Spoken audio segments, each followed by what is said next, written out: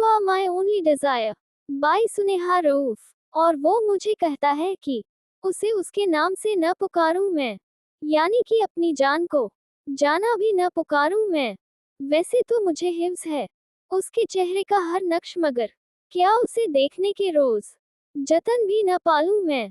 और उसकी तारीफ में जमीन आसमान के कुलाबे मिलाए हैं मैंने। वो फिर भी अक्सर पूछता है तुम्हें कैसा लगता हूं मैं। बैरिस्टर जुरेज दौरावर, ऐसा करना हमारे उसूलों के खिलाफ है। उस शख्स ने पेशानी से पसीना साफ करते हुए कहा, मैं तुम्हारे सस्ते और 2 टके के उसूलों पर चलने का पाबंद नहीं।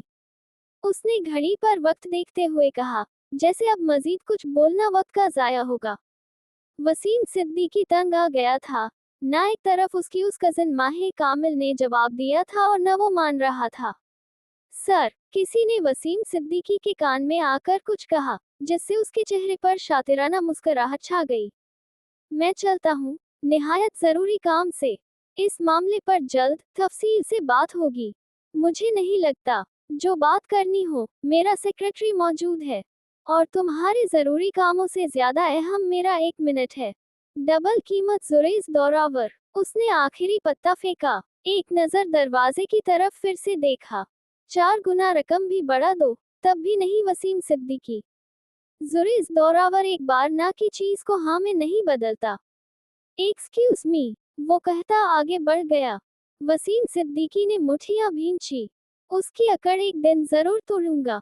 और इससे पहले कि वो कुछ और कहता, उस समेत सबकी नजर दरवाजे की तरफ उठी और फिर पलटना भूल गई थी। काला आंचल जमीन पर उसके कदम चूमता आगे बढ़ा था। काली शिफॉन की साड़ी, हाई हील्स, हीरे की लोग, बालों को कर्ज डाले, सुर्ख व सफेद मायल चेहरा, जिसे मेकअप की जरूरत तो न थी, लेकिन उस वक्त स्मोकी मेकअप, न्यूड लिपस्टिक से मुज़य्यन होंठ। वो उस वक्त पूरी महफिल को अपनी तरफ मायल कर चुकी थी। उस वक्त सबके लबों पर एक ही शख्सियत का नाम था और वो था माहे कामिल। सर, एक जरूरी बात बतानी है। Not now. उसने फाइक को नजरअंदाज किया था। उस वक्त वो वॉलेट से वसीम सिद्दीकी के बारे में डिस्कस कर रहा था। उसने फोन पर उंगलियां चलाते हुए कहा, वो यहाँ सिर्फ साबिक जज साकिब नियाज के कहने पर आया था। सर, ये बात जानना आपके लिए बेहद जरूरी है। फाइक अपनी बात पूरी करता कि उसका फोन फिर से गूंज उठा। जिसे कान से लगा था वो साइड पर हट गया।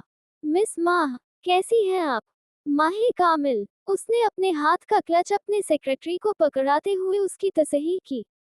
जी वही, सिद्दीकी ने मुस्कराते हुए कहा। उसकी नजर भी बाकियों समेत भटक भटक कर उसके हसीन खुदोखाल पर जा रही थी।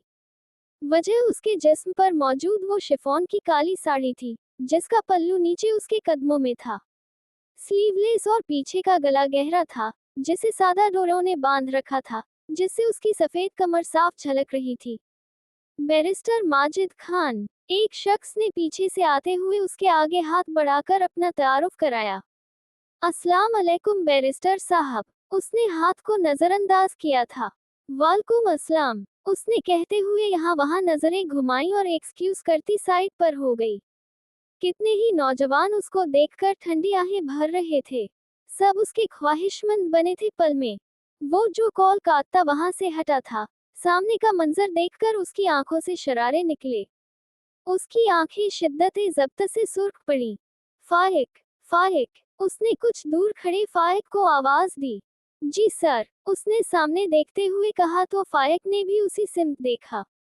सर, मैं यही आपको बताने वाला था, लेकिन बकवास नहीं। इस गलती का जवाब मैं तुमसे कुछ लम्हे बाद लूंगा। फिलहाल 5 मिनट बाद यहाँ की तमाम बत्तियां गुल होनी चाहिए। क्यों और कैसे, ये सब तुम जानते हो। गो नाउ, उसने चीखते हुए कहा। उसका बस चलता तो उस वक्त दुनिया को आग लगा देता और उन सब की आंखें नोच लेता जिनकी नजरें उस पर थीं। उसके साथ वो क्या करता, ये तो कुछ लम्हे बाद पता चल जाता। क्या वो इस दावत में मौजूद है? उसने धीमी आवाज में पूछा। जी मैम, कुछ देर पहले ही आई हैं। Okay then. उसके चेहरे पर मुस्कुराहट छा गई। आखिर उस शख्स को तड़पाने के लिए उसने ये सब किया था। उसने कंधे से साड़ी ठीक की पहन तो ली थी, लेकिन संभालना अब उसे अजाब लग रहा था। oops sorry. वो मुड़ी तो एक वजूद उससे टकराया। इससे पहले कि वो गिरती, सामने मौजूद लड़का उसे जानबूझकर कमर से थाम चुका था। दूर खड़े ये मंजर देखती दो आंखों की बर्दाश्त बस यहीं तक थी। उसने कदम आगे बढ़ाए। इट्स ओके, माह ने कहते हुए फौरन अपना आप उससे छुड़ाया और आगे बढ़ी। दिल धड़कने की रफ्तार तेज हुई थी। यकदम लाइट्स ऑफ होने पर उसके कदम अपनी जगह मुंजमद हुए थे। जुरिस दौरावर के चेहरे पर खतरनाक तासुरात छा गए। वो आगे बढ़ा और सामने मौजूद शख्स के पास से गुजरा। उसके बाद हॉल में मौजूद लोगों ने किसी मर्द की चीख की आवाज सुनी थी। जुरिस दौरावर उसके हाथ की पुष्ट पर तेज धार ब्लेड फेर चुका था। हाथ काबू में रखो, नहीं तो कब तन से जुदा हो जाएं, तुम्हें अंदाजा भी नहीं होगा। वो उस लड़के के कान के पास सरगोशी करता अपने शिकार की तरफ बढ़ा। मुखालिफ को कमर से थामता, उसके लबों पर हाथ रखे, वो उसे कंधे पर उठाता सीढ़ियां चढ़ता, फायक के बताए कमरे में लाया। उसके जाते ही रोशनी बहाल हुई थी और सब उस शख्स की तरफ बढ़े थे, जिसके हाथ से खून बल बल बह रहा था। उसने कमरे में लाते हुए उसे नीचे उतारा और दरवाजा लॉक करते दरवाजे की पुष्ट से लगाया। माह उसे देखते सकते में चली गई। बेशक वो उस शख्स को तड़पाने और दिखाने की खातिर वहां आई थी, लेकिन उसके इतने करीब। वो पहली बार तो उसके इतना करीब नहीं आया था, लेकिन अब एहसासात बागी न थे उसके, इसलिए माह के जिस्म की लर्जिश वो साफ महसूस कर सकता था। लेकिन उसकी आंखों की सुर्खी, माथे पर पड़े बल, भींचे होंठ उसकी अंदरूनी हालत का पता दे रहे थे। जार, उसके लब हिले। कैसी हो मिसेस जुरेज दौरावर? जुरेज ने उसके चेहरे पर लकीर खींचते हुए कहा। माह ने अपने सूखे होंठों पर जबान फेरी। वो उस वक्त पूरी की पूरी उस शख्स की बाहों के हिसार में थी। आज वो उसके इतना करीब था। उसने देखा, ब्लैक थ्री पीस सूट, महंगे जूते और घड़ी में वो शख्स आज भी उतना ही हसीन था। बाल जेल से सेट हुए थे, भूरी आंखें जो उसने अपनी माँ से चुराई थी, साफ रंगत और खूबसूरत नुकुश। उसका दिल लर्जा। छोड़ो। कुछ याद आते माह को होश आया तो एहसास हुआ कि वो पिछले 3 मिनट से उसे मुसलसल तक रही थी और उसी के हिसार में थी। जुरेज ने उसके हाथ को मरोड़ा और उसकी कमर के साथ लगाया तो उसके मुंह से कराह निकली। अब झटके से उसे छोड़ा और उसका चेहरा दरवाजे की तरफ करते हुए उसकी पीछे की डोरों को देखा। आधी कमर उसकी उस घटिया लिबास में झलक रही थी। उसने झटके से उसका जोड़ा खोला और उसका चेहरा अपनी तरफ मोड़ा। बहुत शौक है तुम्हें मर्दों की आंखों को अपने हुस्न से घेरे करने का। उसने उसका जबड़ा पकड़ते हुए उसकी आंखों में 16 बार निगाहें डालते हुए कहा। हटिए, जुरेज। उसने अपने आप को उससे दूर करना चाहा। आंखों में नमी झलकी थी, लेकिन उसने एक भी आंसू को बाहर ना आने दिया कि कम अज कम वो उस शख्स के सामने तो कमजोर नहीं पड़ना चाहती थी। जुरेज ने झटके से उसके लब मसल डाले। उसकी नफासत से लगाई लिपस्टिक फैल चुकी थी अब, लेकिन उसके अंदर की आग बढ़ती ही जा रही थी।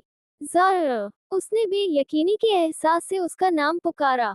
उसका जिस्म होले होले लर्ज रहा था अब कि उस शख्स की कुर्बत इतनी खतरनाक थी उसके लिए। जुरेज ने 2 लम्हों के लिए उसका चेहरा देखा और फिर उसकी कमर पर गिरफ्त सख्त करते हुए उस पर झुका। उसके लबों पर काबिज होते हुए उसने आंखें बंद की थीं। वो लड़की उसकी रातों की नींद उड़ा ले गई थी। उसे कितना तड़पाती थी वो, और आज की हरकत तो वो उसकी भूल नहीं पा रहा था। माँ को लगा वो अगला सांस नहीं ले पाएगी। इतनी शिद्दत थी मुखालिफ की पकड़ में।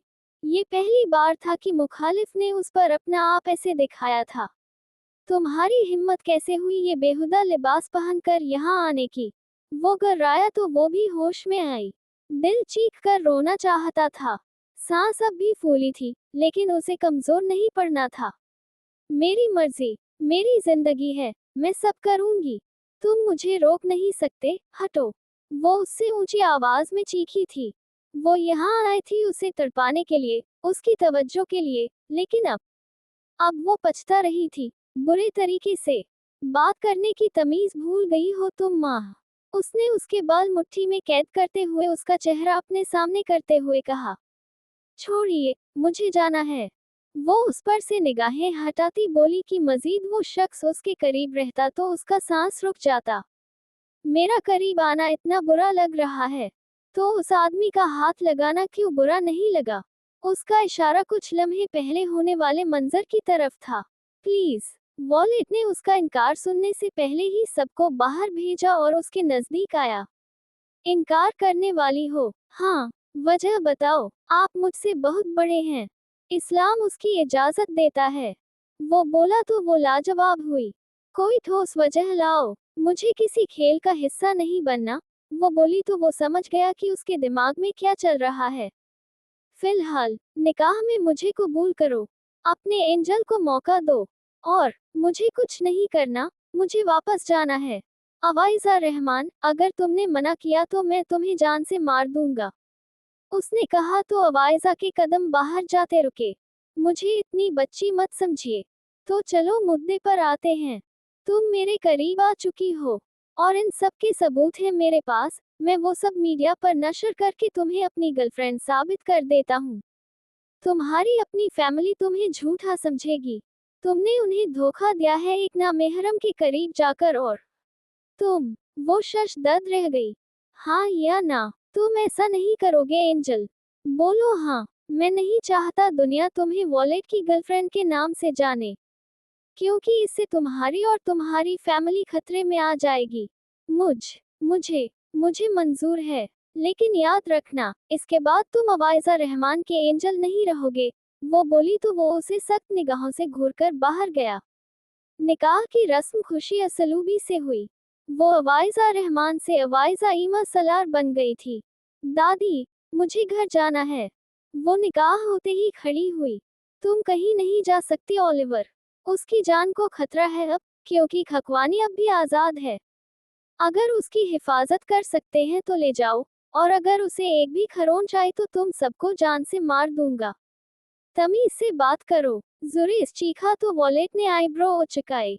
जो अवाइजा कहेगी वो होगा। दादी ने एकदम फैसला किया तो सबकी निगाहों का रुख अवाइजा की तरफ मुड़ा। अवाइजा ने घबराकर वॉलेट को देखा तो वो मुस्कुराया। पुरस्कार मुस्कुराहट। उसे पहली बार उसकी मुस्कुराहट से डर लगा था। वो उसकी निगाहों का मफहूम समझ गई थी। वो यहाँ से जाती तो भी वो अपना कहा सच कर देता, बेशक मीडिया पर नहीं लेकिन उसकी फैमिली के सामने तो। और वो अपनी दादी का सर झुका हुआ नहीं देख सकती थी। दादी, मैं आपसे मिलने आऊंगी कल, वो कहती ऊपर की तरफ भाग गई तो मुस्कुराता खड़ा हुआ। दादी के करीब आया और सर झुकाया। किचन से ये मंजर देखता शेफ आंखें फाड़े उसे देख रहा था। उसने इज़मीर को झुकाना सीखा था, खुद झुकना नहीं। लेकिन आज एक लड़की उसे झुका गई थी। मैं उसका ख्याल रखूंगा, वादा रहा। उसने कहा तो उन्होंने उसके सर पर हाथ रख दिया। वो बच्ची है, वो बहुत नखरे करती है।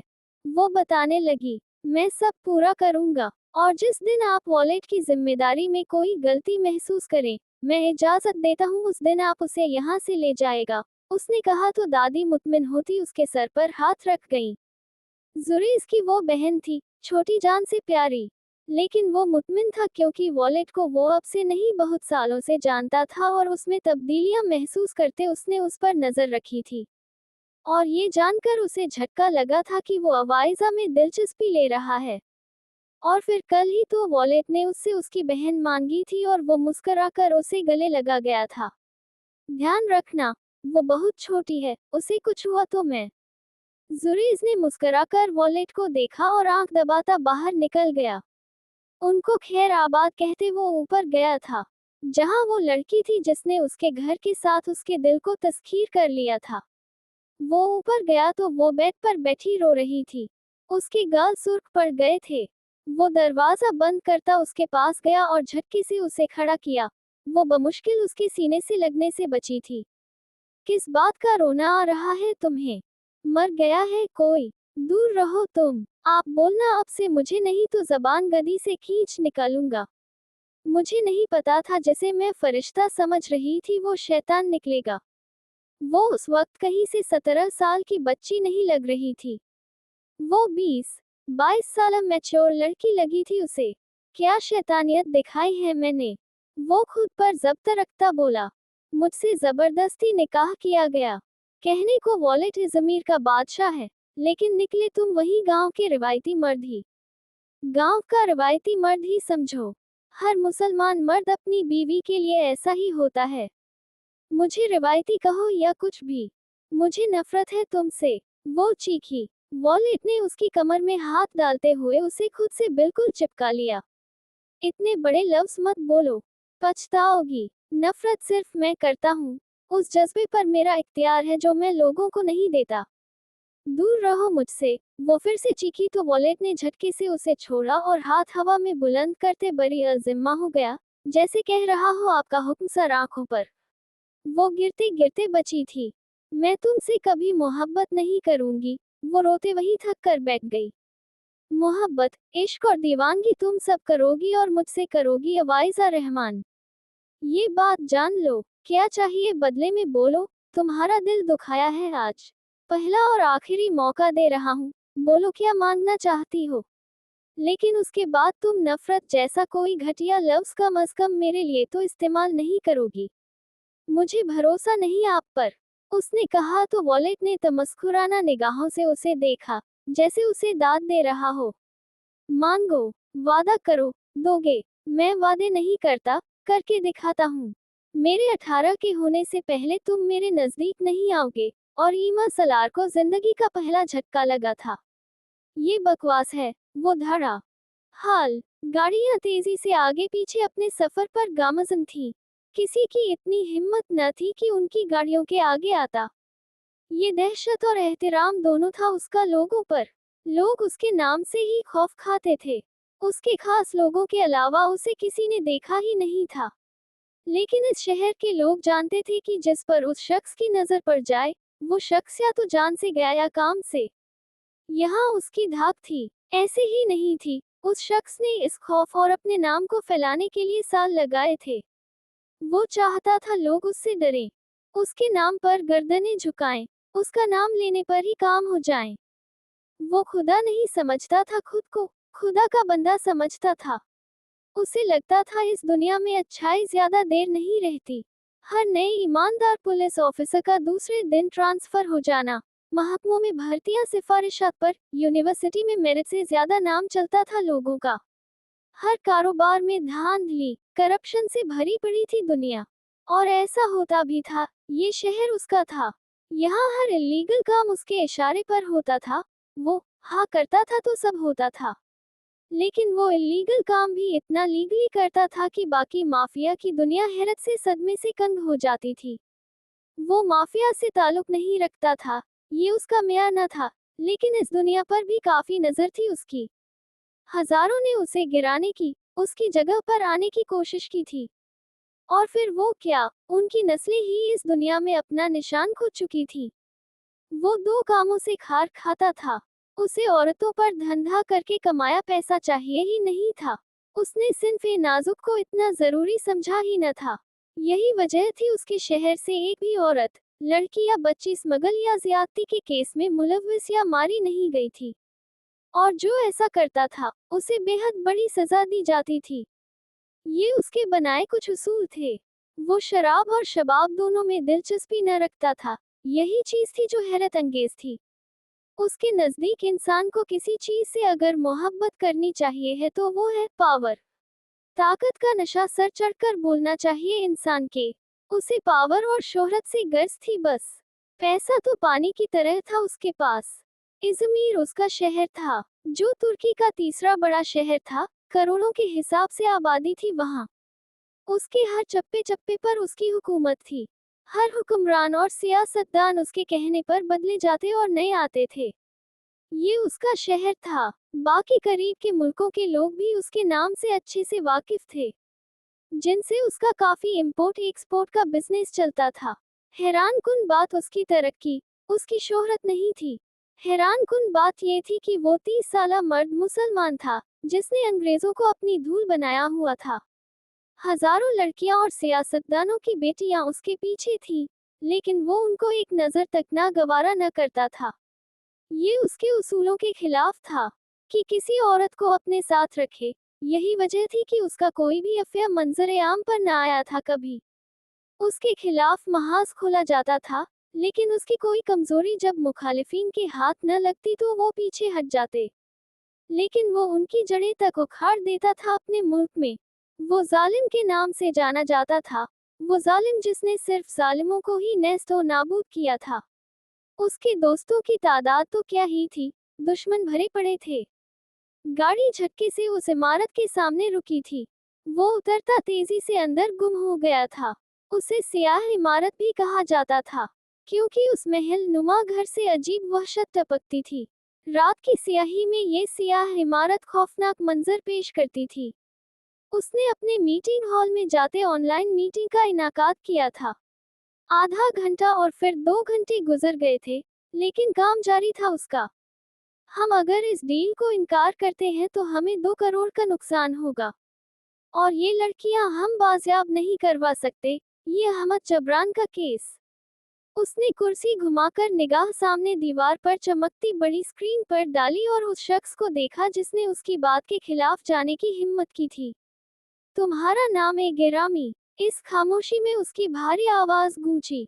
एडम, वो शख्स खनकारा। नए आए हो? उसने अपनी दाढ़ी पर हाथ फेरते इस्तिफसार किया। हाँ, लेकिन मैं बहुत जुनूनी हूँ काम को लेकर, सब कर लेता हूँ। मेरा दिमाग बहुत तेज। वो शायद इस शहर में क्या, इस मुल्क में भी नया था। बूटोप्लांटी रेडिडिल्डी, टर्कश जुमला का मतलब।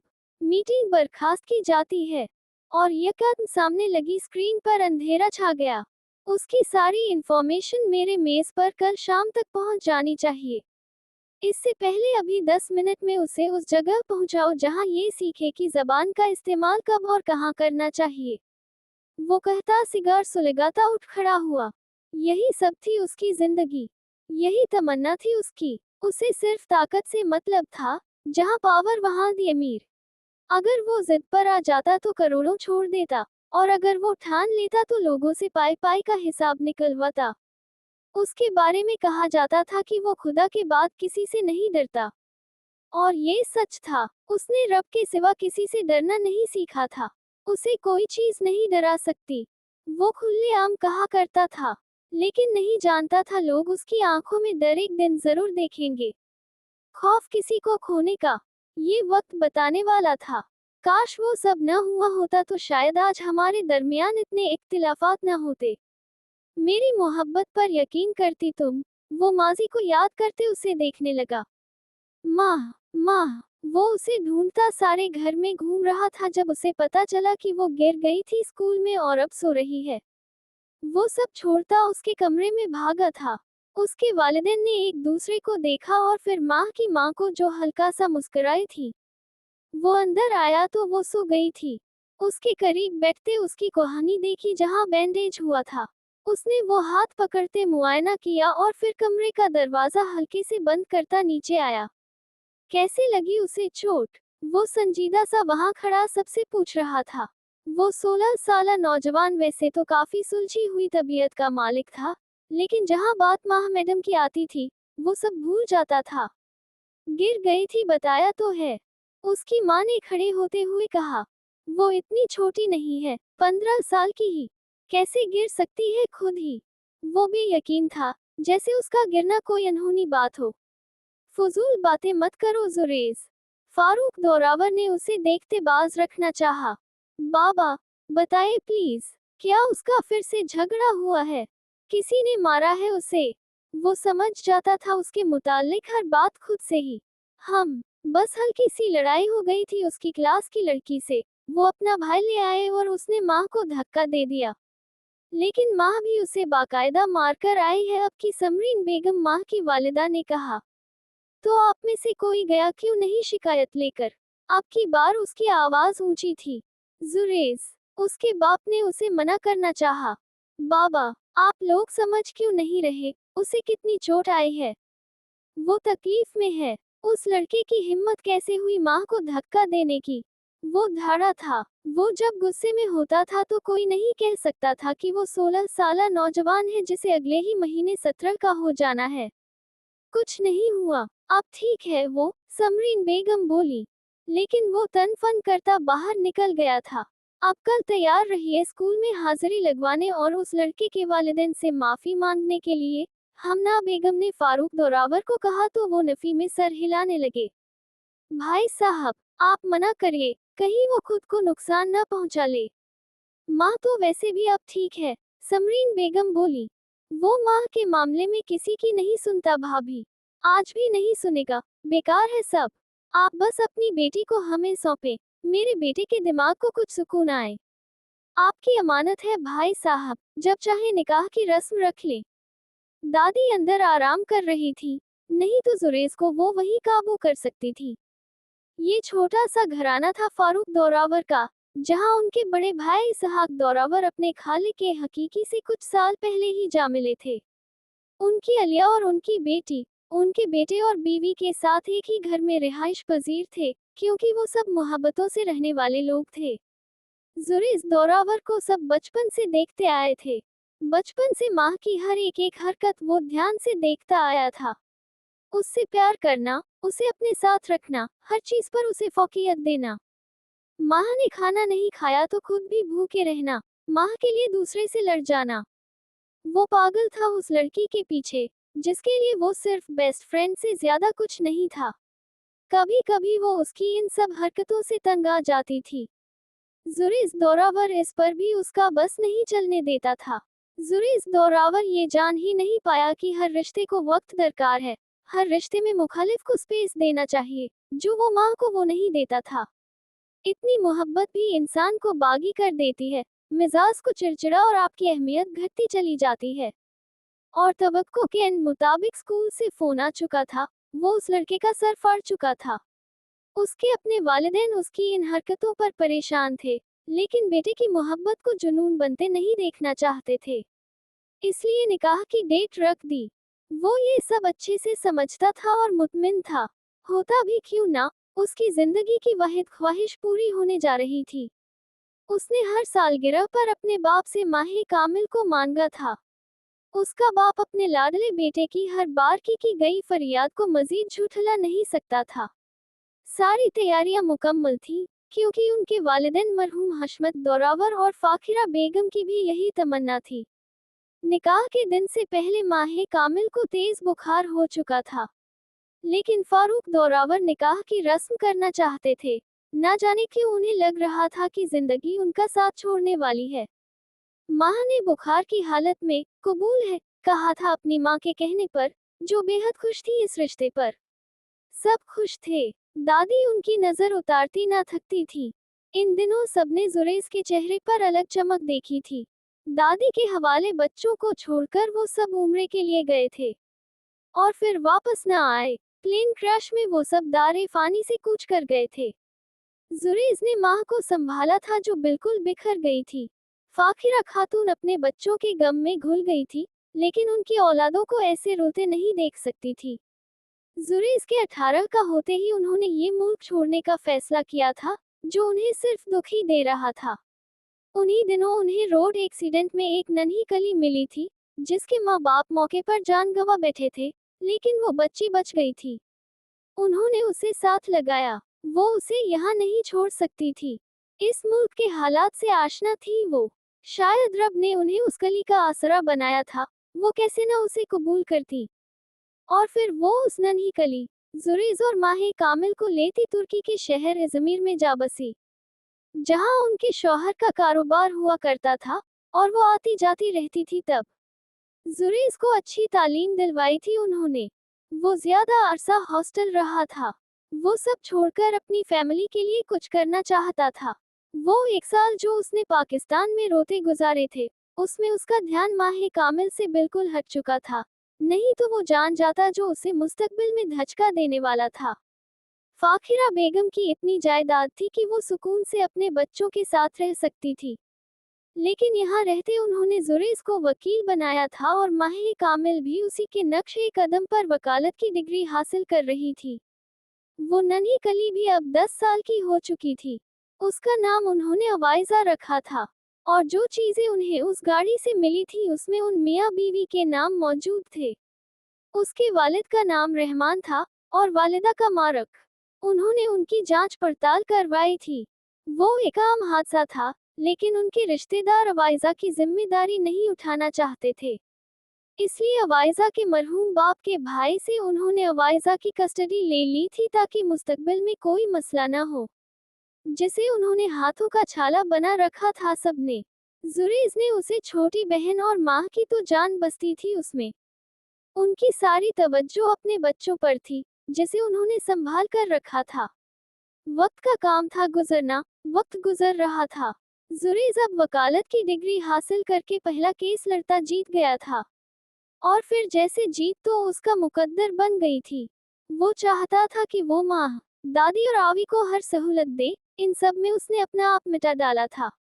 भाई जान, जी मेरी जान, मुझे कपकेक्स खाने हैं। आवी के फोन पर उसने फौरन कपकेक्स भिजवाए थे उसे। यही वजह थी कि इजमीर में आज वो जाना माना वकील था, जिससे मिलने के लिए लोग महीनों उसके पीछे फिरा करते थे। वो जाना माना कामयाब वकील अपनी जिंदगी के केस में हारने वाला था। इन सब सालों में वो माँ से बिल्कुल फरामोश हो गया था। घर से दूर रहते वो उसे भूला नहीं था, लेकिन उस पर ध्यान देना भूल गया था। यही गलती हुई थी उससे। वो भी वकील बन रही थी, लेकिन वो उससे ना फोन पर बात करती थी, ना मिलती थी। वो जिसे उसकी हिचकिचाहट समझ रहा था, वो गुरेज था साफ। क्योंकि माहे कामिल अपना रास्ता खुद ढूंढती आगे बढ़ रही थी। उसे मदद दी थी आलियान चौधरी ने, और फिर माहे कामिल ने अपना सारा ध्यान आलियान चौधरी पर लगाया था। वो भूल गई थी कि वो किसी के निकाह में है। स्टेफी, तुम्हें नहीं लगता आज बारिश होने वाली है? हमें छतरी साथ लानी चाहिए थी। वो सब आंखों वाली लड़की झुककर बोली। ऐसा करने से उसके गाल पर पड़ता गड्ढा दिखकर मालूम हो गया था। मेहरबानी करके आवी, अब तुम शुरू मत हो जाना। इतनी प्यारी लगती है ये भी मौसम की बरसात। स्टेफी ने अंग्रेजी में कहा। मुझे तो खौफ आता है। अवाइजा मोहतरमा की सुई वही उड़ी थी। तुम इतनी डरपोक क्यों हो आवी? मुझे समझ में नहीं आता। तुम्हें तो हर दूसरी चीज से डर लगता है, स्टेफी ने चिढ़कर कहा। वो सही ही तो कह रही थी। उसकी उस नन्ही दोस्त को हर दूसरी चीज से खौफ आता था। मुझे तो समझ नहीं आती तुम्हारी वो बहन इतनी बहादुर कैसे है। कल मैंने देखा था, वो कितनी खूबसूरत लग रही थी। हाँ, वो बहुत खूबसूरत हैं। वो दिलकशी से मुस्कुराई। माँ के जिक्र पर वो ऐसे ही खिल जाती थी। लेकिन तुम्हारे जैसा कोई नहीं है आवी। स्टेफी ने उसके गालों को खींचते हुए कहा तो वो कहकहा लगाकर हंसी। उसकी हंसी पर कितने ही मुचलों ने मुड़कर देखा था। कुछ ने उसे ऊपर से लेकर नीचे तक देखा था अपनी हवस भरी निगाहों से। तुम्हारी आपा जान इतनी बहादुर हैं, तुम उन पर क्यों नहीं गई? तुम दोनों एक दूसरे से बिल्कुल मुख्तलिफ हो।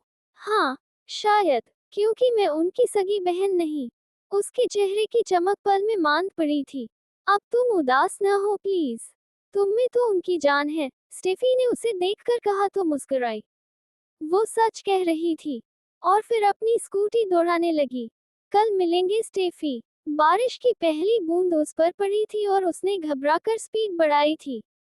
उसे घर जाते भी अभी 20 मिनट लग जाते और अगर इस दौरान बारिश तेज हो जाती तो। ये ख्याल ही उसकी जान निकाले हुए था। स्पीड पर ध्यान देने से वो बिल्कुल इर्द गिर्द से बेगाना थी। उसका एक ही मिशन था, बारिश तेज होने से पहले घर पहुंचना। इसलिए उसने आज दूसरे रास्ते का इंतखाब किया था जो शहर को जाता था, लेकिन उसका चूंकि शहर और उस कस्बे के दरमियान था तो ये रास्ता पड़ता था। लेकिन ये शहर की सड़कें थी खुली, जहां से उसे उसकी दादी और आपाजान ने आने से सख्ती से मना किया था। वो तेजी से स्कूटी चलाती जा रही थी जब गाड़ी के हॉर्न पर उसके कदम मुंजमद हुए। उसने मुड़कर देखा था। वो 6 से 8 काली गाड़ियां थीं जो तेजी से उसके नजदीक आ रही थी। उसके माथे पर पसीने की बूंदें उभरी। उसके हाथ कांपने लगे थे। आंखों के आगे धुंध हो गई क्योंकि आंसू जमा होने शुरू हो गए थे। गाड़ियां हॉर्न बजाती तेजी से उसके पास आई, लेकिन वो खौफ में भूल गई कि उस वक्त सड़क के बीचों बीच खड़ी है। पहली गाड़ी ने तेजी से उसके नजदीक आते ब्रेक मारी थी। उसकी चीख उस सड़क पर मौजूद आखिरी गाड़ी के गार्ड तक ने सुनी थी। उसने आंखें खोली जहां गार्ड्स अब गाड़ी से बाहर निकलकर खड़े हो गए थे। उसने हैरत से आंखें खोली, और फिर उन सबको देखते उसकी आंखों में चमक उभरी। किस गोरमू या मुसुन, ए लड़की, नजर नहीं आता क्या? हॉर्न सुनाई नहीं देता? पहली गाड़ी का वो दीव है, कल गार्ड तेजी से उस पर चीखा था। क्या मसला हो गया है रोमान? उसने आगे बैठे अपने मैनेजर से पूछा। उस वक्त वो दूसरे शहर में होने वाली नई मीटिंग में जा रहा था जो नए वजीर आजम के चुनाव के लिए रखी गई थी। सर, कोई बच्ची है शायद, स्कूटी पर आगे आ गई है, मैं देखता हूँ। उसका मैनेजर भी बाहर निकला तो देखा वो बच्ची बहस कर रही थी। सर, क्या आपके साथ कोई एक्टर है, कोई स्टार? जल्दी बताएं मुझे। उसने इतनी गाड़ियों और गार्ड से यही अंदाजा लगाया था। वो बुराक डेनिस तो नहीं? प्यार लफ्जों में कहा वाला। उसने चमकती आंखों से इस्तेफसार किया। ए बच्ची, कुछ ऐसा नहीं है ऐसा। अपने काम पर निकलो। ओहो, ये इतना एटीट्यूड तो ऐसे दिखा रहे हो जैसे बुराक तुम खुद ही हो। उसने आंखें पटपटाते हुए कहा। दूर से उस शख्स को आते देखा जो दरमियानी गाड़ी से उतरा था, अब उन्हीं की तरफ आ रहा था। सर, आप शक्ल से थोड़े समझदार लगते हैं। इनको समझाए, बच्ची से ऐसे बात की जाती है। उसने उस मैनेजर को देखते हुए कहा। ने ओल्डू, ओकिम, क्या माजरा है? कौन है ये लड़की? उस मैनेजर ने आंखों से चश्मा हटाते हुए कहा। सर, ये बच्ची रास्ते में आ गई है और फजूल गुफ्तगू कर रही है, गार्ड ने उस छोटी लड़की को घूरते हुए कहा। बच्ची, अपने घर जाओ और ये रास्ता आइंदा से इस्तेमाल न करना, वो कहता पलटने लगा था। एक मिनट सर, बस मुझे ये बताएं कि कौन है आप लोग? क्या आपके साथ कोई स्टार है? वो आंखें पटपटाते बोली। तुम्हारा नाम क्या है? उस मैनेजर ने उस सब्ज आंखों वाली बच्ची को अब की बार दिलचस्पी से देखते हुए पूछा। क्यों बताऊं? पहले मेरी बात का जवाब दो। जल्दी बताओ भाई, दादी मेरा इंतजार कर रही होंगी और आपा जान तो सजा भी देंगे देर से आने पर। कोई नहीं है साथ, तुम अपने घर जाओ। रोमान बेजारी से बोला। ऑर्डन युक्सेलन डुमाना बैक। वो देखो वहां से धुआं उठ रहा है। उसने उंगली से इशारा किया तो सबकी निगाहों ने उसके हाथ के इशारे की सिमत देखा और वापस उसकी तरफ देखा जो भाग रही थी, पीछे उन्हीं की गाड़ियों की तरफ। मैनेजर ने गार्ड को इशारा किया तो उसने उस भागती बच्ची का निशाना बांधा। वो लड़की उनके काम में खलल डाल रही थी। अगर वक्त पर उनका बॉस अपनी जगह पर न पहुंचता तो वो सब ऊपर पहुंच जाते। इससे पहले कि वो ट्रिगर दबाता, छठी गाड़ी का दरवाजा खुला था और वो आंखों पर चश्मा रखता, भारी बूटों को जमीन पर रखता बाहर निकला। उस बच्ची को देखा जो उसके पास भागती आई थी और फिर यकदम थम गई। क्या आप किसी मूवी में आते हैं अंकल? उसकी रोबदार शख्सियत को देखते हुए उसने मुखालिफ से पूछा, जिसने उस लड़की के पीछे गार्ड को निशाना रखते देख दाएं हाथ की 2 उंगलियां उठाई और उसे गन नीचे करने को कहा। सिंडी आइसरी ओ टूर, अंदर बैठो सब अभी। उसने अपनी गाड़ी के गार्ड को कहा और सिगार सुलगाते उस बच्ची को देखा था जो चमकती निगाहों से उसे देख रही थी। आइंदा इस सड़क पर मुझे नजर मत आना। घर जाओ। वो गंभीर आवाज में थोड़ा उसकी तरफ झुकता बोला। और आप मेरे क्या लगते हैं जो मैं आपकी बात मान लूं? वो दोनों हाथ कमर पर रखती आंखें छोटी करके बोली। तुम जानती हो मैं कौन हूँ? उसने चश्मा आंखों से हटाते हुए पूछा। हम, इसीलिए तो पूछ रही हूँ। अगर कोई स्टार है तो फटाफट यहाँ ऑटोग्राफ दे दे। मैं स्टेफी को जलाऊंगी जिसने मुझे बुराक से मिलने के बाद जलाया था। वो नीचे बैठती अपने बैग से कॉपी पेन निकालने लगी। उठो लड़की और निकलो यहाँ से, वो धड़ा। तो उसने आंखों में आंसू भरते खड़े होकर उसे देखा। तुम, हाँ, आज का तुम्हारा सारा काम खराब हो जाएगा, देखना। तुम अपने आप को समझते क्या हो मगरूर ब्लैक मैन? तुम, पहला आंसू उसके गाल पर बह गया था। एक दिन देखना तुम आवी का ऑटोग्राफ लेने आओगे और आवी तुम्हें भी ऐसे ही कहेगी। वो गाल रगड़ती अपनी स्कूटी उठाती मुड़ी और फिर बिना उसे देखे आगे निकल गई। उसने हुकारा भरा और गाड़ी में बैठा, जैसे निहायत कीमती वक्त बर्बाद हुआ हो। गाड़ी अपनी मंजिल की तरफ रवा दवा थी। जॉन को बोले अगली बार गन संभाल कर रखे, मेरी इजाजत के बगैर तुम साले कीड़ा नहीं मार सकते। लड़की पर गन उठाने की हिम्मत क्यों की? वो बोला नहीं था, धड़ा था। और ये खबर सब गाड़ियों में मौजूद गार्ड्स को पहुंच गई थी जो आपस में राब्ते में थे। वो पहुंच गया था मीटिंग में। उसने अपनी मर्जी का चुनाव किया था और अब करोफा से चलता बाहर निकला था जब उसका फोन बजने लगा था। उसने मैनेजर को उठाने का कहा। बांग्लादेश में पहुंचने वाला माल ट्रक के साथ जल गया है। उसे जो खबर मिली थी तबाहकुन थी। उस ट्रक ड्राइवर की सारी इंफॉर्मेशन निकलवाओ। उसकी नस्लें तो तबाह ऐसे होंगी कि उसे शक होगा अपनी पहचान पर भी। यहाँ वो बोलता गाड़ी में बैठ गया और आंखें बंद करके खोली। आज तुम्हारा सब काम खराब होगा। उस लड़की की आंसुओं भरी आवाज दोबारा उसके कानों में गूंजी तो उसने फौरन आंखें वाक की और तंजिया मुस्कुराया। वो पहली लड़की थी जिसकी बद्दुआ उसे लग गई थी। कुकी किसी किस गुड जॉब लड़की, जल्द मुलाकात होगी तुमसे। इस बद्दुआ का बदला सूद समेत तुमसे लूंगा और ये काम मैं खुद जाती तौर पर तुमसे मिलकर करूंगा। वो घर पहुंच गई थी, लेकिन उसके गाल सुर्ख हो रहे थे। वो जब भी रोती थी उसके गाल सुर्ख पड़ जाते थे क्योंकि वो आंसुओं को साफ करने के लिए चेहरा रगड़ डालती थी। आवी, मेरी जान, दादी जान ने अपनी बाहें वाकी तो वो उसमें समा गई। उन्होंने उसका मुंह चूम डाला। क्या हुआ? किसी ने कुछ कहा है? अपनी आपा जान को बताओ उसका नाम। इस घर में सब उसके लिए हद दर्जा हसास थे। नहीं, एक ब्लैक मैन ने मुझे डांटा है। लेकिन दादी देखना, एक दिन मैं भी उसे डांटूंगी। वो रोना बंद करके उन्हें सारी रोदात सुनाने लगी। आवी मेरी जान, तुम्हारी आपा जान ने कितनी बार कहा है तुम्हें कि तुम वो रास्ता नहीं इस्तेमाल करोगी। अच्छा ना दादी, अब आप आपा जान को मत बताना, नहीं तो वो नाराज होंगे। अच्छा मेरी जान, नहीं बताती, उसको फिर से चूमते हुए कहा तो वो खिलखिलाई। उसकी इसी खिलखिलाहट से तो गूंजता था ये घर। चलो अब खाना खाओ और कपड़े बदल कर सो जाओ। सुबह तुम्हारी पार्टी है ना स्कूल में। क्या मेरा फ्रॉक आ गया है? बिल्कुल, तुम्हारी आपा जान ने तुम्हारे कमरे में रख दिया है।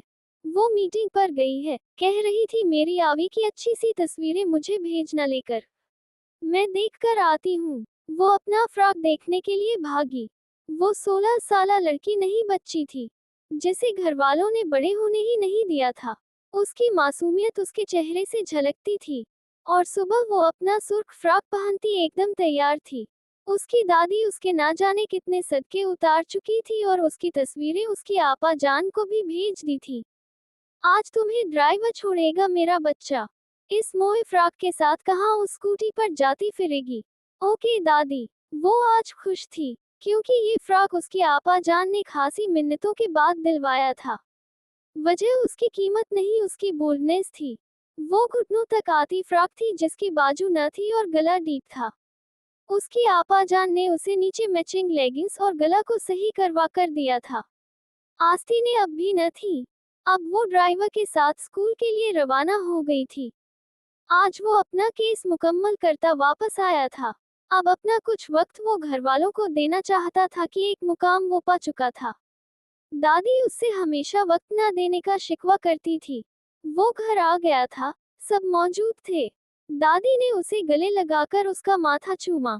आवी भाई से चिपके बैठी थी, लेकिन वो जिसका वजूद देखना चाहता था, वो सुबह से शाम हो गई थी लेकिन मौजूद नहीं था वहां। दादी, माँ कहाँ है? अपने दोस्त के साथ। दोस्त? कौन सा दोस्त? अरे आलियान और कौन? कल वो पाकिस्तान वापस जा रहा है ना, तो बहुत उदास थी वो वहीं बैठा रहा। वो दोस्त बना चुकी थी और उसे कुछ पता भी नहीं था वो कितना कुछ फरामोश कर बैठा था। वो शायद उस दोस्त से मिलता, लेकिन अब जब वो जा रहा था तो कोई खास बात न थी। वो जो बेहद उदास थी आलियान के जाने पर। घर आ गई। उसकी वकालत की डिग्री मुकम्मल हो गई थी और आलियान की भी, इसलिए वो वापस अपने वालिदैन के पास पाकिस्तान जा रहा था। वो अंदर दाखिल हुई तो खामोशी थी। दादी और आवी सो चुके थे। दादी आलियान को बचपन से जानती थी, इसलिए उस पर भरोसा करती थी। वो किचन में बैठकर चाय बनाने लगी, जब पीछे उसे किसी की मौजूदगी का एहसास हुआ। जुरेज को देखते उसने आंखें झपकी। वो हसीन मर्द अब 16-17 साला लड़का नहीं, 25 साला भरपूर मर्द था। माँ उससे 2 साल छोटी थी। 23 की हो गई थी वो। उठो, मिलोगी नहीं मुझसे? उसे ऐसे ही बैठे देख जुरेज ने कहा तो वो खड़ी हुई, लेकिन अगले लम्हे सन रह गई जब वो शख्स उसे अपनी बाहों में भर चुका था। मैंने तुम्हें बहुत मिस किया माँ। वो महीनों बाद घर चक्कर लगाया करता था। हॉस्टल में रहता था क्योंकि उसकी यूनिवर्सिटी घर से काफी दूर थी। वो अपनी ज़हानत के बलबूते आगे बढ़ रहा था। डिग्री के दौरान ही उसका उठना बैठना वकीलों में था। अपनी माँ की वफात के बाद वो अकेली हो गई थी। जुरेज इज़मिर आने की तैयारियों में था, वहाँ का सारा काम देख रहा था, सब बेचने वाला था। दादी आवी के साथ मसरूफ होती थी। वो कई लम्हे अपनी माँ को याद करते रोती रही और फिर उसकी मुलाकात आलियान से हुई। आलियान वही लड़का था जिसने उसे धक्का दिया था और बदले में जुरेज उसका सर फाड़ कर आया था। लेकिन वो दोस्ती कर चुका था। माह का सारा वक्त उसके साथ गुजरने लगा था। वहां से इज़मिर आते उसने आलियान को फोन पर फोन कर डाले थे। वो चाहती थी कि वो अपनी पढ़ाई यहाँ से मुकम्मल करे उसके साथ। और फिर आलियान ने दिल की सुनते अपने माँ बाप को मनाया और यहाँ आ गया, और फिर दोनों की नजदीकियां बढ़ती गईं। माँ अपनी हर बात उससे मनवाती थी। सब कुछ। वो कैसा महसूस कर रही, क्या अच्छा लगता है, क्या नहीं, सब। वो उसका बेहतरीन दोस्त था। वो जा रहा था लेकिन उसने वादा किया था कि वो वापस आएगा। ये वादा पूरा होता या नहीं, ये तो वक्त ही बताने वाला था। माँ हिचकिचाते उससे दूर हुई। तुम कब आए? मेरा आना अच्छा नहीं लगा। वो उसे गहरी निगाहों से देखता बोला। नहीं, तुम्हारा घर है, तुम आ सकते हो, वो हल्की सी मुस्कुराहट से बोली। जुरेज को वो कुछ बदली हुई सी लगी। ऐसी तो न हुआ करती थी वो। वो क्यों ये भूल गया था कि इन सालों में बहुत कम बार बात की थी उसने जुरेज से फोन पर। लेकिन जुरेज ने खास ध्यान नहीं दिया था। वो तो बस जिंदगी के किसी मुकाम पर पहुंचना चाहता था और फिर उसे पाने के लिए वो वापस आता।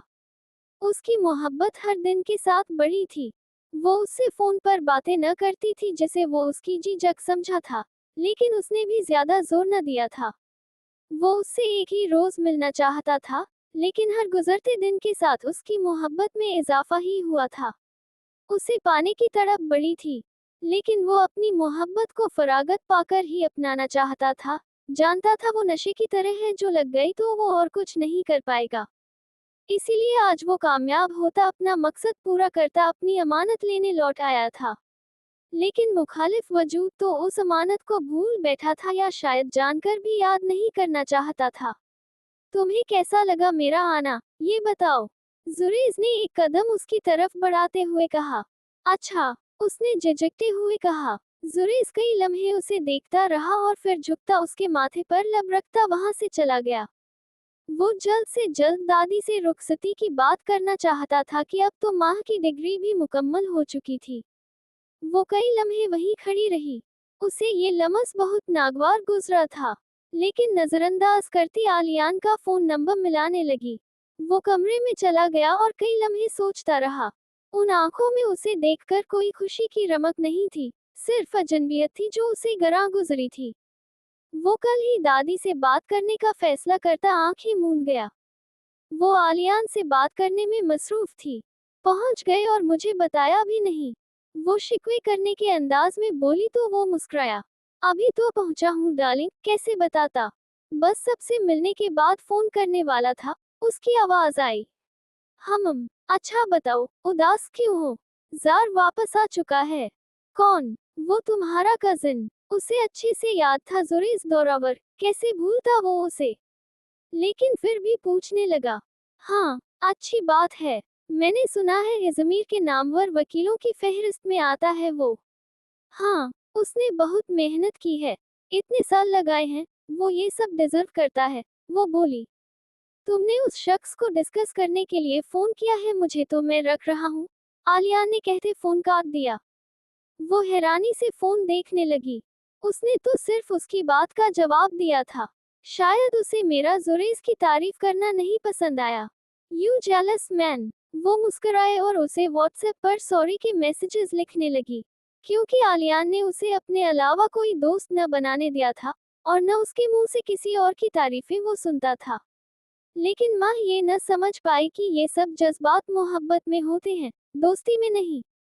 वो उसे दोस्ती ही समझती रही थी हमेशा से। वो अपने महरम रिश्ते को फरामोश करती गैर महरम के साथ सुकून ढूंढ रही थी, जो नामुमकिन था। कहा जाता है मर्द वफा नहीं निभाते, लेकिन यहाँ तो जुरेज दौरावर सालों से वफा निभाता आया था। उसने तो जैसे किसी दूसरी लड़की से बात करना भी खुद पर हराम कर दिया था। वो यकीन रखता था मोहब्बत के रिश्तों पर। माहे कामिल उसकी बचपन की मोहब्बत थी, और जो मोहब्बतें कच्चे जहन पर नस्ब हो जाए ना, उन्हें मौत के अलावा दिल से कोई नहीं निकाल सकता। सबने उसकी बहुत तारीफें की थी कि वो गुलाबी हुई चली जा रही थी। स्टेफी, आज हम वापसी पर कपकेक्स खरीदेंगे। नहीं आवी, वो दुकान काफी बड़ी है। वहाँ बहुत महंगे होंगे, हम किसी छोटी दुकान से ले लेंगे। और वहाँ रश भी तो बहुत होता है। आज मैं वहीं से खरीदूंगी। जार भाई भी मेरे लिए वहीं से लाते हैं। वो बजट थी तो स्टेफी को मानना पड़ा। वो स्टेफी के साथ उसी के स्कूटर पर आई थी। अब वो दोनों अंदर जाती एक दूसरे को देख रही थी। वो जगह आम जगह न थी। वो वहाँ की सबसे बड़ी और महंगी दुकान थी मिठाई की। स्टेफी नहीं, लेकिन वो अफोर्ड कर सकती थी। आखिर उसका भाई नामवर वकील था। लेकिन उसकी आपा जान उसे इतने पैसे देती ही कहाँ थी। वो उसे सारी चीजें खुद दिलवाती थी। लेकिन पिछली बार जुरेज ने उसे छुपके से पैसे दिए थे। उसने बैग से अपना वॉलेट निकालकर पैसे निकाले और काउंटर की तरफ बढ़ी। उसके 5 कपकेक्स खरीदने थे। एक उसका, एक आपा जान का, एक दादी का, एक जुरेज का और एक स्टेफी का। उसकी दुनिया में बस इतने ही लोग थे। वो पैक करवाती बिलिंग काउंटर पर पहुंची और अपने मुट्ठी में दबोचे पैसे दिए उसे। हनी, इन पैसों में सिर्फ 3 ही आएंगे, ये 2 वापस करने पड़ेंगे तुम्हें। कैशियर ने उसे अपनी मादरी जबान में बताया। नहीं आ जाएंगे, तुम दोबारा से चेक करो। वो बजिद थी। नहीं आएंगे हनी, 2 वापस करने पड़ेंगे। उसने अपनी बात दोहराई और उस हसीन लड़की को देखा जिसके गाल अब फूल गए थे। वो किसको छोड़ती, सभी तो जरूरी थे उसके लिए। अच्छा बुरे लड़के, तुम एक कम कर दो। एक के पैसे मैं कल दे जाऊंगी तुम्हें, उसने हल निकालते हुए कहा। अपना उसने निकालकर 4 रहने दिए थे। यहाँ ये सब नहीं होता लड़की। वक्त जाया मत करो, मैनेजर ने आते गुस्से में कहा। तुम्हें पता है मेरी बहन का, वो तुम्हारा ये कपकेक्स का पूरा सेक्शन मेरे कहने पर एक ही बार में खरीद सकती है। और आवाज आहिस्ता रखो। गार्ड, इस लड़की को निकालो।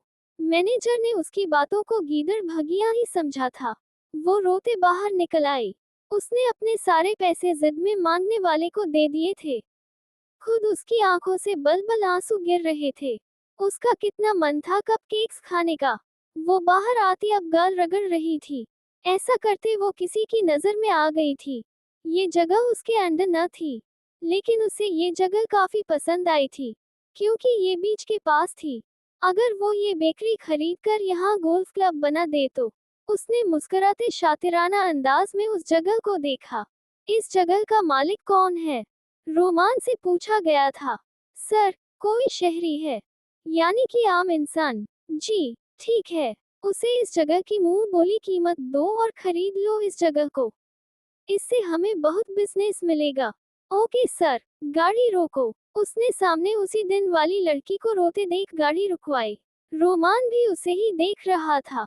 रोमान की आंखों में चमक उभरी। उसे वो सब आंखों वाली लड़की उसी दिन पसंद आई थी। सर, मुझे 2 मिनट मिल सकते हैं? उसने हिम्मत करते हुए पूछा। तो वॉलेट ब्रैकेट बीस्ट ने उसकी निगाहों के तोकुब में देखा। जानते हो उसे? वॉलेट, ये वही है जो उस दिन गाड़ी के सामने। जाती तौर पर, वॉलेट ने सिगार सुलगाते उससे पूछा, जो बेचैन ही हुआ चला जा रहा था बाहर जाने के लिए। नहीं, उसने वॉलेट की आंखों में देखा जहां वार्निंग थी। वो संभला और सीधा होकर बैठा। अभी जाओ इस जगह के मालिक के पास और काम घंटे में हो जाना चाहिए। आउट इट, वो चिल्लाया तो रोमान भागकर गाड़ी से उतरा और मुखालिफ सिमत गुम हो गया। सर चलें, क्या मैंने ऐसा कुछ कहा है? ड्राइवर झिझका। वॉलेट ने आंखों पर चश्मा लगाया और गाड़ी का शीशा नीचे किया ताकि सुन सके कि वो लड़की क्या बात कर रही है। आवी, तुम नाराज तो ना हो? जार भाई को बोलना वो ला देंगे। नहीं, उसने मुझे बाहर क्यों निकाला?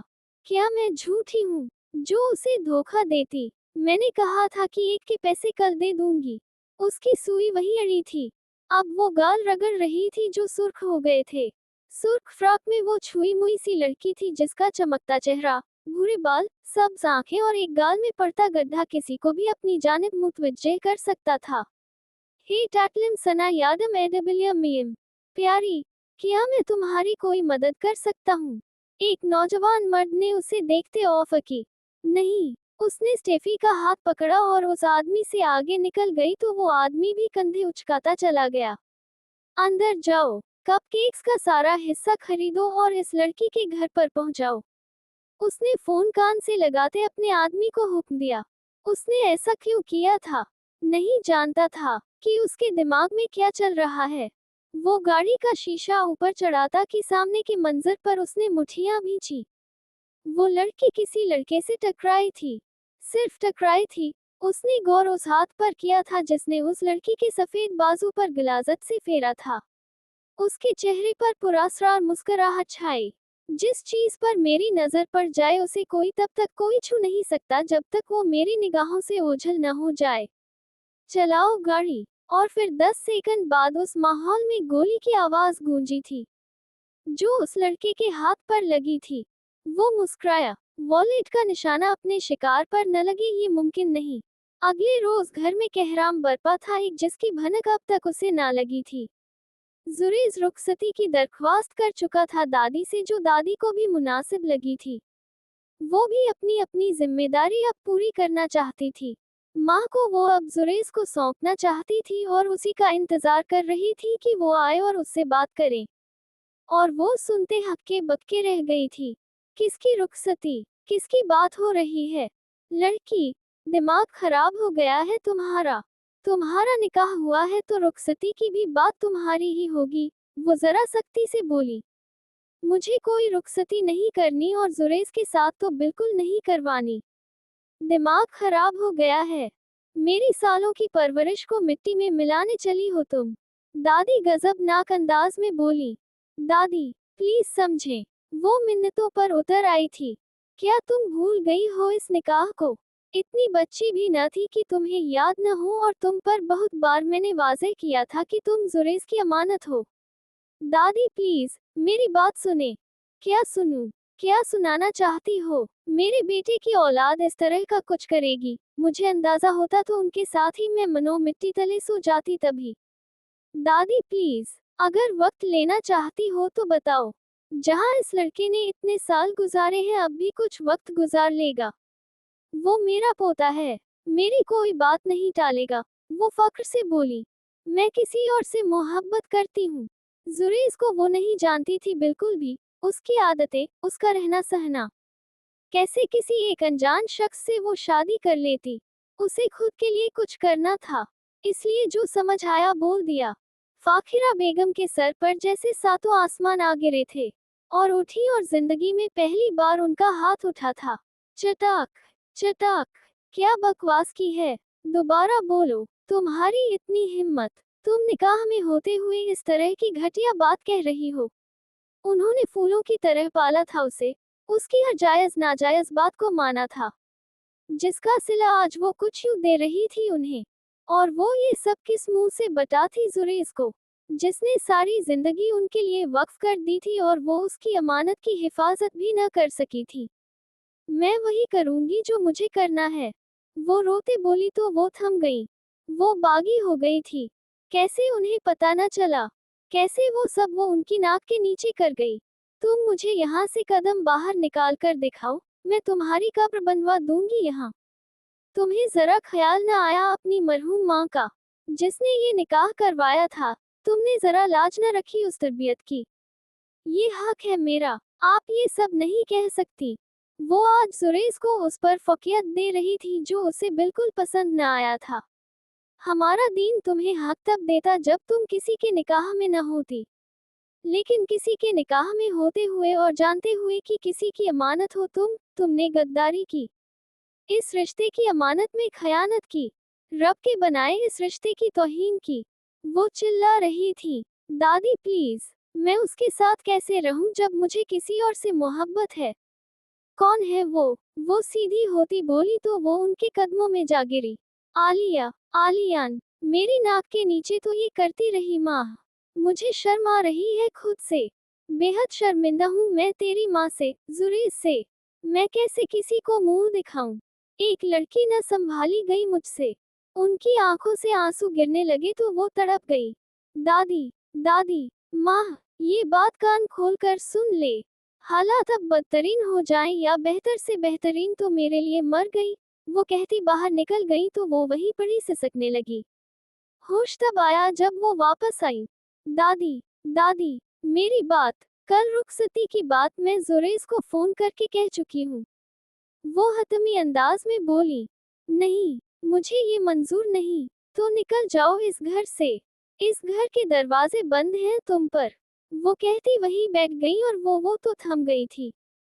दादी, निकलो, मुझे नजर मत आना। माँ कामिल नहीं तो मैं भूल जाऊंगी कि मेरे छोटे बेटे की इकलौती औलाद हो तुम। वो रोते चिल्लाई तो वो बाहर निकल गई। क्या बचा था? कुछ नहीं। उन्होंने उस पर जुरेज को चुना था। उन्होंने फोन करके जुरेज को बुलाया। उसे सब बताती वो ना जाने कितनी बार रोते बेहोश हुई थी। और वो जो रुखसती का सुनकर ना जाने कितनी तैयारियां कर चुका था, साकित बैठा रह गया। मेरी दादी को रुलाया है तुमने। माँ, इसका बदला पहले, फिर बेवफाई का। लेकिन भूल जाओ कि मेरे अलावा किसी का मैं तुम्हें होने दूंगा। वो चली गई थी। जुरेज ने उस पर नजर रखी थी। वो अपनी दोस्त के साथ उसके फ्लैट में रुकी थी। जुरेज सब मालूमात ले रहा था। उस लड़के तक भी वो जल्दी पहुंच जाता। लेकिन उस लड़की ने उसे आसमान से जमीन पर गिरा दिया था। और फिर दिन हफ्तों में और हफ्ते महीनों में बदलते गए। वो वापस नहीं आई। आती भी तो अवाइजा से मिलती, दादी को मुखातब करने की कोशिश करती तो खाली दामन रह जाती। दादी मुतमिन थी कि जुरेज ने उसकी सारी खबर रखी है। वो उससे पूछती रहती थी। उस लड़की का खून सफेद हुआ था, उनका नहीं, जो वो अपनी औलाद की औलाद को यूं गैर मुल्क में तन्हा रहने देती। वो वकालत का पहला केस ले चुकी थी जिसे जीत भी गई थी। और आज मिठाई लेकर आई थी इस उम्मीद पर कि अपनी दादी को मना लेगी। क्यों आए हो? उसे देखते ही अवाइजा तो खुश हुई थी, लेकिन वो अब तक वैसी ही थी जैसे वो छोड़कर गई थी। दादी, मैं अपना पहला केस जीत गई हूँ। और अफसोस, जिंदगी का सबसे बड़ा केस तुम हार गई। यहाँ भी और रब के दर पर भी। वो कहती खड़ी हो गई। दादी, आप मुझे माफ कब करेगी? जब तुम अपनी जिंदगी के साथ संजीदा हो जाओगी, जुरेज से माफी मांगोगी और अपने रिश्ते के साथ इंसाफ करोगी। ऐसा कैसे मुमकिन है दादी? मेरी भी कुछ ख्वाहिशात हैं। कैसी ख्वाहिशात? निकाह में होते हुए किसी दूसरे मर्द को लुभाने की ख्वाहिशात, किसी दूसरे के साथ शादी की ख्वाहिशात, गैर मर्द के साथ रवाबित बढ़ाने की ख्वाहिशात। कैसी ख्वाहिशात बताओ? वो साफ लहजे में बोली तो वो लम्हे के लिए सन रह गई। तुम्हें पता है माँ, मैं माफ कर भी दूं ना तो वो बच्चा मेरा तुम्हें माफ नहीं करेगा, जिसने बचपन से है करके अब तक तुम्हारा ख्वाब देखा है। मैंने तो नहीं कहा था ना? तुम सच में माफी चाहती हो? हाँ जी। वो तेजी से सर हिलाने लगी। 8 माह, 8 माह तुम्हें जुरेज के साथ उसके फ्लैट पर रहना है। अपने रिश्ते को मौका देना है। अगर इसके बाद भी तुम्हें लगे कि इस रिश्ते में जो तुम्हारी माँ की ख्वाहिश थी, उसमें दम नहीं रहा तो जैसा तुम कहोगी वैसा होगा। दादी, वो दंग रह गई। 8 माह, 8 माह का अरसा काफी लंबा था और फिर बीवी की हैसियत से उस शख्स के साथ रहना। बोलो मंजूर है तो ठीक, नहीं तो अब जाओ तो वापसी के रास्ते भूल जाना। अवाइजा से मिलने तो बिल्कुल मत आना। मुझे मंजूर है, लेकिन वादा करें, 8 माह के बाद आप वो करेगी जो मैं कहूंगी। वादा रहा।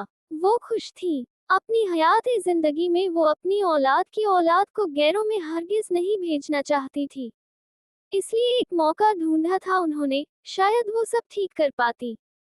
जो कितना ठीक होता और कितना मजीद बिगड़ना था, ये तो वक्त बताता। वो घर आई तो दादी की आवाज आ रही थी, जो ना जाने किससे बात कर रही थी। अंदर आई तो उसके मुंह से एक चीख बरामद हुई। उसके सामने उसी बेकरी के तमाम कपकेक्स के डिब्बे थे। दादी, वो चीखी तो उनके हाथ से फोन गिर गया।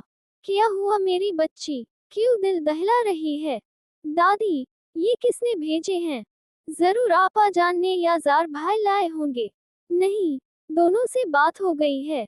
कोई नहीं लाया। मैं हैरान हूँ, मुआ कौन छोड़ गया ये सब? दादी, कोई भी छोड़ गया हो अब मेरे हैं ये सब? बिल्कुल नहीं। क्या पता किसी के गलत पते पर आ गए हों। दादी ने उसे झिड़का। दादी प्लीज ना, हम उससे पैसे अदा कर देंगे अगर ऐसा हुआ तो। लेकिन ये मेरे हैं अब। वो जिद करने लगी। आवी मेरी धी, बात को समझा कर। दादी ने उसे समझाना चाहा तो वो बैग फेंकती अपने कमरे में बंद हो गई और शाम के 7 बजे तक भी वो बाहर न निकली थी। दादी उसके कमरे में आई और उसे देखा जो उसी लिबास में सो गई थी। सफेद चेहरे पर आंसुओं के निशान थे। आवी मेरी जान, तुझे खाने हैं तो खा ले, तेरी आपा या जुरेज पैसे दे देगा मेरी जान। अपनी जान पर ऐसे जुल्म न कर। उन्होंने उसकी पेशानी चूमी तो वो बेदार होती मुस्कुराई। जुरेज ने फोन पर साफ कहा था कि वो उसे खाने दे, वो पैसे अदा कर देगा। और माँ को उन्होंने बताया तक न था। नहीं तो उसका भी यही जवाब होता। यही तो मैं आपको समझा रही थी। लेकिन आप हो कि, बेटा, अगर कोई लेने आ जाता तो। दादी, जो चीज आवी को पसंद आ गई वो आवी की है।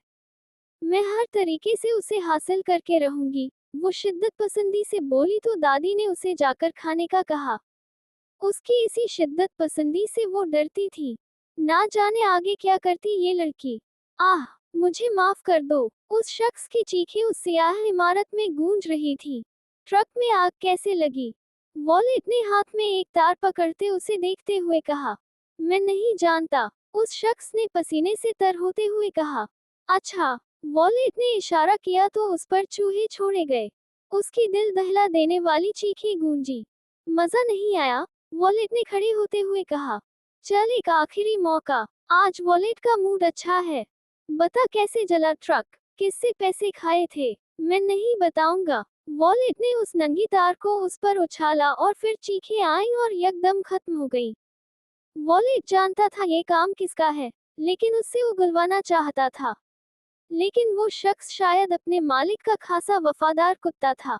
खकवानी, अच्छे लोग रखे हैं तुमने पर अफसोस। वॉलेट से होशियारी इस अमीर में मुमकिन नहीं। वो कहता वहां से निकलकर दूसरे सेल में आया और उस शख्स को देखा जिसकी आंखों पर काली पट्टी बंधी थी और वो शायद नींद में था।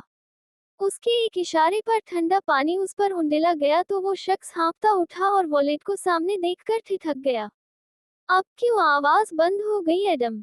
कल बड़ी सलाहियतें गिनवा रहे थे तुम अपनी। उसकी वहशत ज़दा आवाज उस सेल की चार दीवारी में गूंजी। सर, मुझे माफ कर दें। मैं नया हूँ, मुझे अंदाजा न था। अच्छा तो तूने कहा था तू बहुत समझदार है। तो चल एक मौका देते हैं। वॉलेट का उसूल है मौका दिए बगैर सजा यहाँ किसी को नहीं मिलती। मैं सब करूँगा। वो शख्स तेजी से खड़ा होता बोला। एक शख्स से बेकरी खरीदनी चाहिए है, लेकिन वो सीधे तरीके से मान नहीं रहा। अब तू मुफ्त में उसे वो जगह मेरे नाम करवा तो तुझे मानूं। सर, वो शख्स हैरान हुआ। वो कैसे किसी की लीगली खरीदी हुई जगह को उसके नाम करवाता?